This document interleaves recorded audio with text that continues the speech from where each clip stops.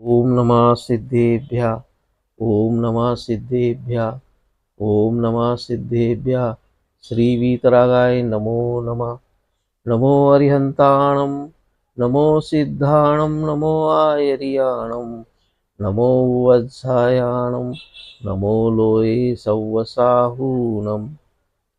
आचार्य कुंद भगवान की जय। आचार्य नेमिचंद्र स्वामी की जय।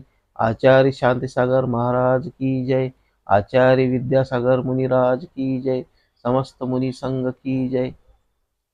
जय जितेंद्र श्रावक बंधू आणि भगिनींनो, आजच्या या 6व्या भागामध्ये आपण संवर या तत्वाची चर्चा करूया। आचार्य उमास्वामी विरचित तत्वार सूत्र या ग्रंथानुसार संवर म्हणजे आस्त्रवाचा निरोध करणे हे होय। आस्त्रव निरोधा संवरा, काय वांग मना कर्मयोगा स आस्त्रवा। काय वचन आणि मन यांची क्रिया म्हणजे योग आणि तेच अस्त्र होत। योग दोन प्रकारचा आहे, भावयोग व द्रव्ययोग।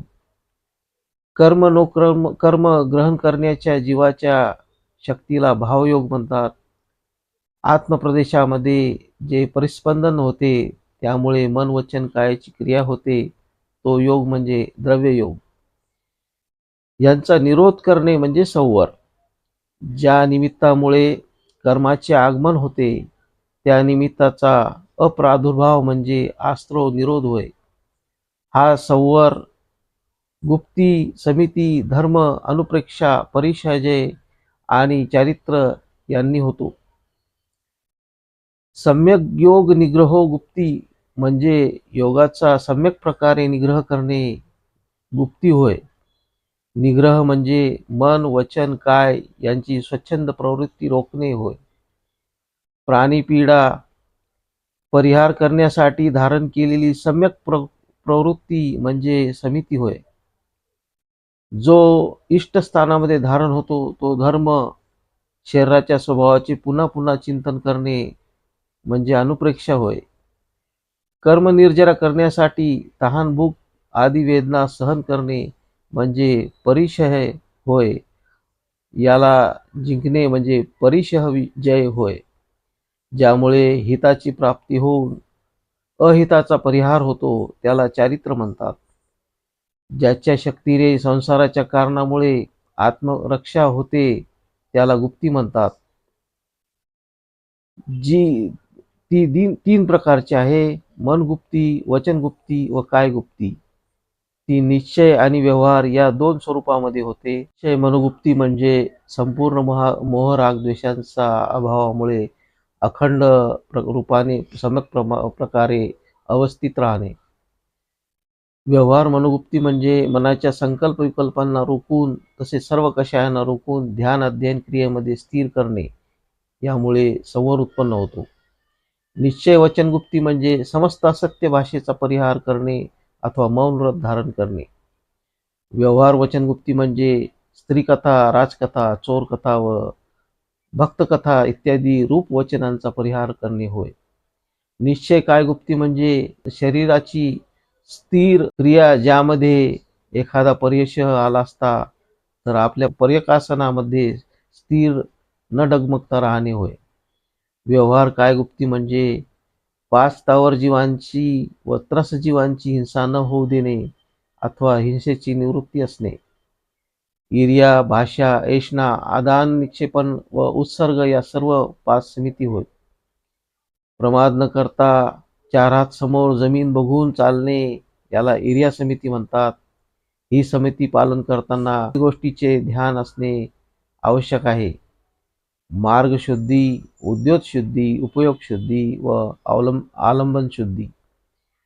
आगमानुसार हितमित प्रिय वचन बोलणे म्हणजे भाषा समिती होय। 46 दोष टाळून शरीर पुष्ट करण्याचा अभिप्राय न करता फक्त तपवृद्धीसाठी आहार ग्रहण करणे म्हणजे ऐषणा समिती होय। 46 दोष म्हणजे 16 उद्गम दोष, 16 उत्पादन दोष, 10 अशन दोष व 4 अंगारक दोष होत। शुद्धी, ज्ञान व संयमाचे उपकरण बघून उचलणे ठेवणे याला आदान निक्षेपण समिती म्हणतात। जीवजंतू रहित स्थान बघून शरीराचे मलमूत्र कफ आदींचे टाकणी याला प्रतिष्ठापन समिती म्हणतात. उत्तम क्षमा, उत्तम मार्दव, उत्तम आर्जव, उत्तम सत्य, उत्तम शौच, उत्तम संयम, उत्तम तप, उत्तम त्याग, उत्तम अकिंचन्य व उत्तम ब्रह्मचर्य हे सर्व 10 धर्म होय.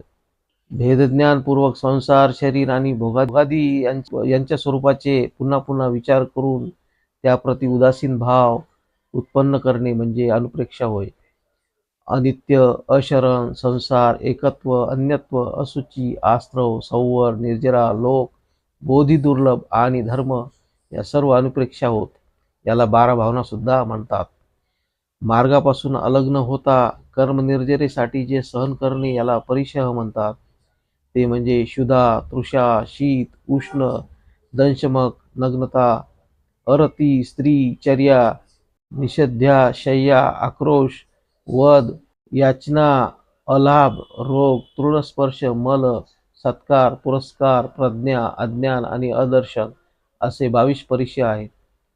सामायिक छेदोपस्थापना, परिहार, विशुद्धी, सूक्ष्म संप्रदाय आणि यथाख्यात चरित्र हे 5 प्रकारचे चरित्र आहे.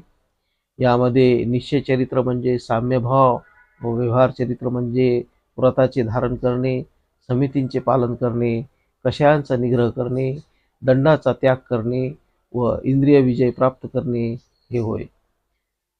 ह्या सर्व क्रिया संवर प्राप्त होण्यासाठी आवश्यक आहेत. कर्माची निर्जरा ही संवर पूर्वकच होते.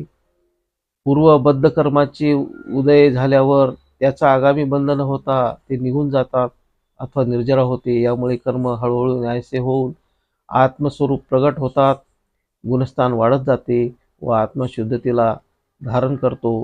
त्यामुळे संसार चक्राचे चतुर्गती भ्रमण मंदावते. जर जीवाने संवर उत्पन्न करून तपाच्या साह्याने कर्माची निर्जरा करत गुणस्थानाची प्राप्ती केली तर तो अनंत दर्शन, अनंत ज्ञान, अनंत सुख, अनंत वीर्य प्रगट करतो व संसार चक्रातून मुक्त होतो. या पंचम काळामध्ये मनुष्य 7व्या गुणस्थानापर्यंत पोहोचतो. त्यापुढे उत्तम सहन नसल्यामुळे जाऊ शकत नाही. 4 गतीपैकी नरकगतीचा संपूर्ण अभाव 5व्या गुणस्थानामध्ये होतो व तिर्यंच गतीचा पूर्ण अभाव हा 6व्या गुणस्थानात होतो.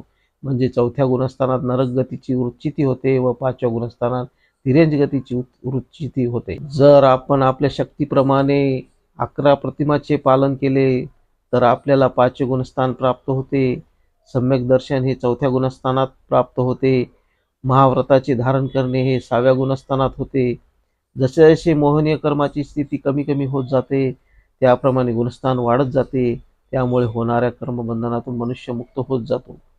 होणारा हा प्रवास परमात्मा प्राप्तीसाठी व मोक्ष सुखाची प्राप्ती या दिशेने होतो. जर योग्य दिशेने प्रवास सुरू होत राहिल्यास एक ना एक दिवस आपण आपले लक्ष्य प्राप्त करणार यामध्ये शंका नाही. परंतु चुकीच्या दिशेने आपला प्रवास जर होत राहिला तर आपल्याला कधीही ध्येयप्राप्ती होणार नाही. त्यामुळे खरे देव, खरे गुरु व खरे शास्त्र यावर प्रत्येक मनुष्याने प्रगाढ श्रद्धा ठेवून स्वतःला कर्मचक्रातून मंद करण्याचा सतत प्रयत्न केला पाहिजे. त्यामुळे त्याच्या दुःखाचा अभाव होऊन त्याला खऱ्या सुखाची प्राप्ती होईल व ते कधी नष्ट होणार नाही. जय बोलो महावीर भगवान की जय. अहिंसा परमो धर्म की जय. आपल्याला हा व्हिडिओ आवडल्यास लाईक करा, कमेंट करा, शेअर करा व सबस्क्राईब करा. जय जिनेंद्र.